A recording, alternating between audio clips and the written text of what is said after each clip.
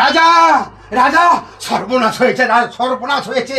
কোথা থেকে আমাদের জঙ্গলে একটা মায়াবিনী রাক্ষসী এসে গোটা জঙ্গলটাকে তোলপাড় করে দিচ্ছে। তুমি শীঘ্রই এসো রাজা, তুমি শীঘ্রই এসো। যাবো ঘন্টা কোনো যাবো, আমি নিশ্চয়ই যাব। আমি যখন এই জঙ্গলে রাজা, তখন আমার রাজ্যে অত্যাচার অবিচার আমি কিছুতেই সহ্য করব না। আমি এখনই যাব। শীঘ্রই এসো রাজা, তুমি শীঘ্রই এসো।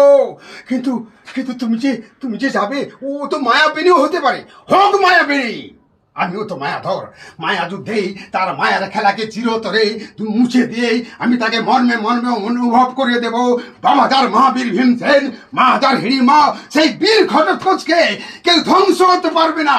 আমিও তাদের চোখে ধুলো দিয়ে দেখিয়ে দেব আমি কত বড় বীর। কিন্তু কিন্তু তোমারও তো বিপদ হতে পারে। বিপদ তো তুচ্ছ যাবা।